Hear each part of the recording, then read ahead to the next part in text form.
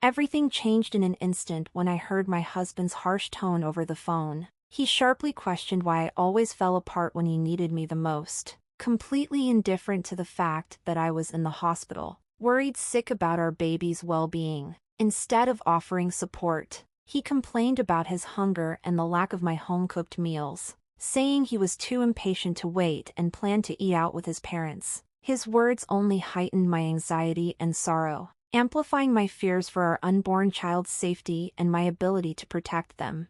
I had once been a dedicated cosmetic salesperson, known for my diligence and success, with many accolades to my name. Falling in love with my husband felt like a fairy tale, and our courtship quickly led to marriage. But after discovering I was pregnant, I made the difficult decision to leave my job to reduce the risk of miscarriage, prioritizing the well-being of our future family. As my pregnancy progressed, my husband's initial excitement faded, replaced by irritation. Daily tasks became Herculean efforts, and I struggled to meet his expectations. His constant inquiries about lunch and dismissive comments about the simple meals I managed to prepare left me feeling disheartened. He trivialized my pregnancy challenges, refusing to acknowledge them as legitimate health concerns, which made me feel isolated and unsupported.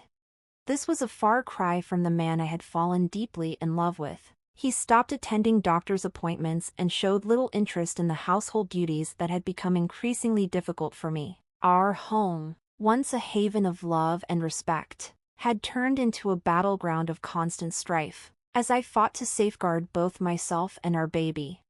Despite these trials, I clung to the hope that understanding and patience would return to our relationship. Perhaps he was just overwhelmed and stressed from mentoring a newcomer at work. I reassured myself that things might improve once the baby arrived and his workload eased. I often whispered words of encouragement to my growing belly, trying to maintain a positive outlook despite my physical discomfort and the tension at home.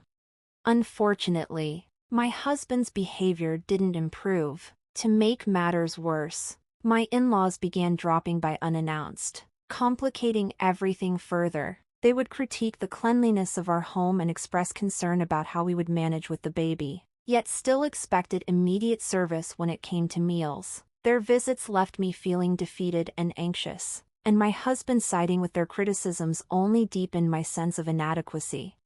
One day, heavily pregnant, I went out to buy groceries but collapsed from sheer exhaustion. When I regained consciousness in the hospital, relief washed over me to hear that our baby was unharmed, but the doctor advised several days of rest. I noticed missed calls from my husband on my phone, hoping for some sign of his concern. When I returned his call, instead of comfort, his first words were sharp and accusatory. "Where have you been?" His indifference to my well-being and our baby's safety chilled me to the bone. I tried to explain. "I'm sorry. I collapsed at the store and ended up in the hospital. They put me on 4 fluids and want me to stay for a few days to recover." His response was curt and lacking any empathy. "You collapse and I'm supposed to care? Why don't you answer when I call? You're so slow," he retorted, worsening my distress. Overwhelmed by his harshness, I pleaded, "Please stop yelling. It's not good for the baby." But he dismissed my concerns, continuing to complain, "We're starving here, waiting for your awful cooking, and you're just relaxing in the hospital." It was clear he preferred dining out with his parents rather than being there for me in my time of need. This realization only deepened the negativity surrounding our home, an atmosphere I feared would harm our child. The sharp sting of my husband's anger and apparent indifference felt crushing. I hung up, feeling utterly abandoned and heartbroken, as I shuffled back to my hospital room, tears flooding my cheeks. In that low moment, a familiar, comforting voice reached out to me. "Are you okay?" Looking up, I saw Elizabeth, a cherished acquaintance from my days as a cosmetic salesperson, extending a comforting towel toward me. Seeing her again brought me an immense sense of relief and warmth. "Elizabeth, it's you. I'm so glad you remember me." Our unexpected meeting felt like a beacon of kindness in my darkest hour. Elizabeth had been more than just a client. after a difficult divorce that had eroded her confidence and led her to shun makeup entirely. I had approached her at the cosmetics counter one day, eager to help her rediscover some joy and self-care. The transformation wasn't just about her appearance, it revitalized her self-esteem and marked a significant step in her emotional recovery. Over time, Elizabeth became a friend rather than just a client. But about 6 years before I resigned from my job, Elizabeth stopped visiting, and I often wondered about her whereabouts. Now, here she was, offering support when I needed it most. "I had been hoping to reconnect with you, Elizabeth," I admitted, feeling a mixture of surprise and gratitude as she explained her absence. "I'm sorry for showing up out of the blue," she said, her voice warm. "I've been working abroad, running a business, and it's been hectic. I haven't had a chance to enjoy the summer or good food in ages." Her words trailed off, but her presence was a deep comfort, reminding me of the bonds that could sustain me through the toughest times. When Elizabeth mentioned she had just returned and sought me out, her laughter lightened the mood.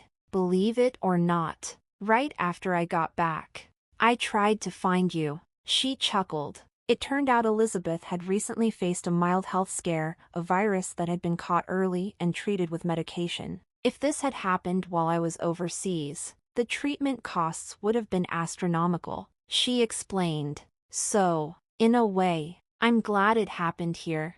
Her optimism and warm smile were contagious, lifting my spirits as we reminisced about old times.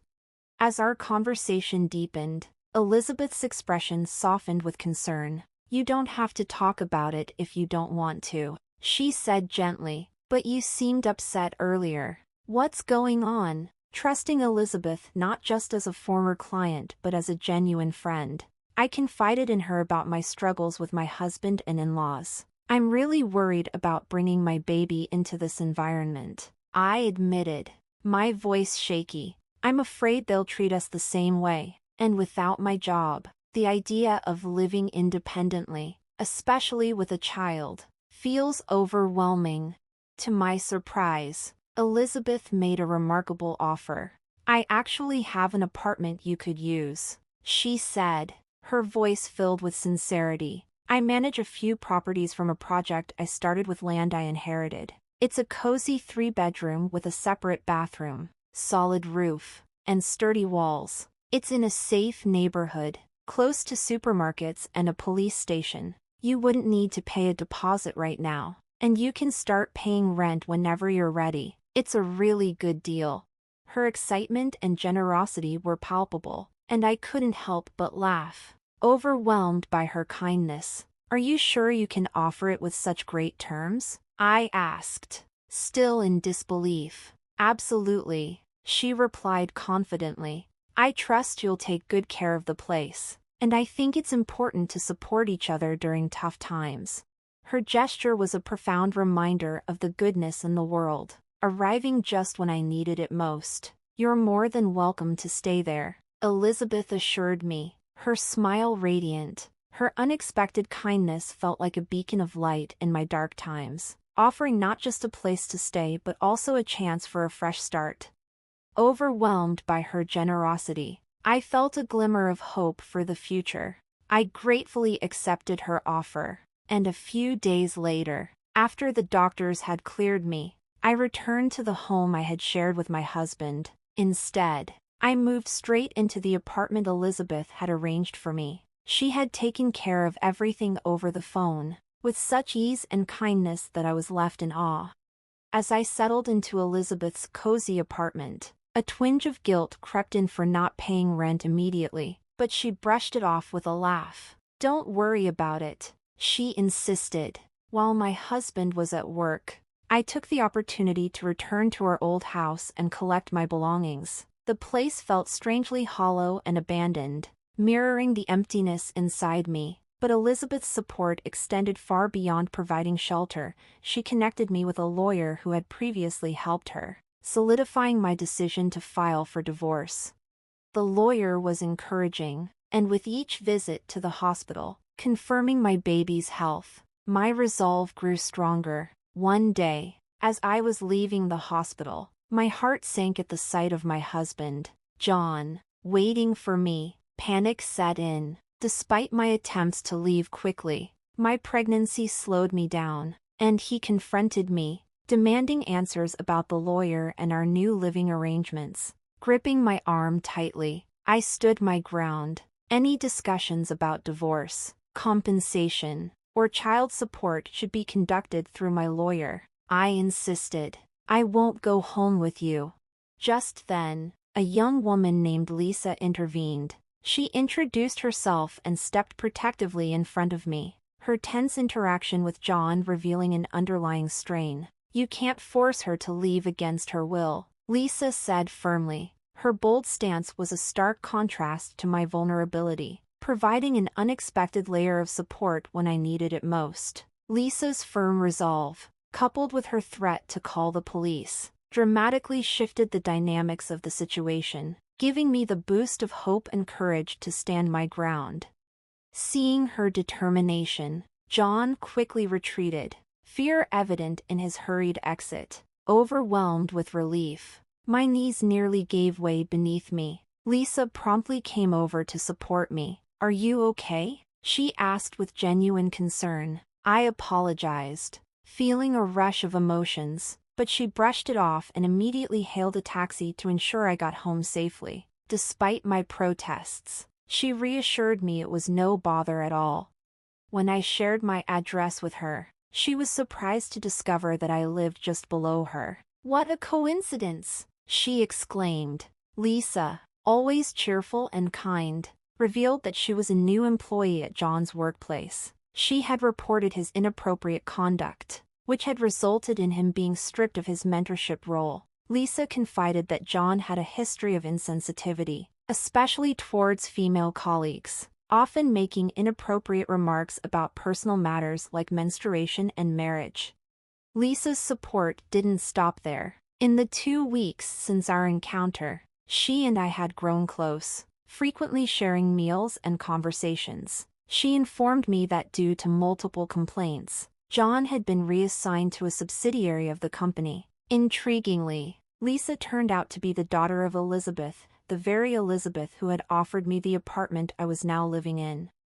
While staying in the apartment, I found myself reflecting on how often John had boasted about managing Elizabeth's account, only to face a demotion due to his own poor behavior. Elizabeth had been instrumental in holding him accountable both at work and in his treatment of me. Lisa, driven by a desire to address workplace issues on her own merits, took proactive steps upon realizing her connection to Elizabeth. Her mother encouraged her to take a stand against inappropriate behavior, further strengthening the bond between us. As John's role at work diminished and his responsibilities increased, his income also took a hit. Elizabeth's advice to me was invaluable. She encouraged me to remain firm in my decision to divorce. Despite John's attempts to manipulate the situation with stories of his job struggles and apologies, with Elizabeth's unwavering support, I stayed resolute, and John ultimately accepted the divorce terms, which included child support and compensation. But the challenges didn't end there. My father-in-law became overly enthusiastic about the baby, particularly when he learned it would be a boy. One day, as I was leaving the house, he aggressively grabbed my arm and demanded that I relinquish the baby to the family, claiming he was the rightful heir. His grip was unyielding, but Lisa, who had learned self-defense techniques to protect herself and her mother, intervened. She swiftly freed me from his hold with a precise move and reprimanded my father-in-law for his disrespectful behavior. She made it clear that I was entitled to a fresh start and that further interference would not be tolerated. Lisa's quick thinking didn't stop there. She had called the police before stepping in. As sirens approached, my mother-in-law, who had been watching from a nearby car, remained silent. The police arrived, detained both my father-in-law and mother-in-law, and the arrest marked a pivotal moment in my tumultuous family dynamics. My mother-in-law's reflection on her behavior led to her decision to divorce my father-in-law.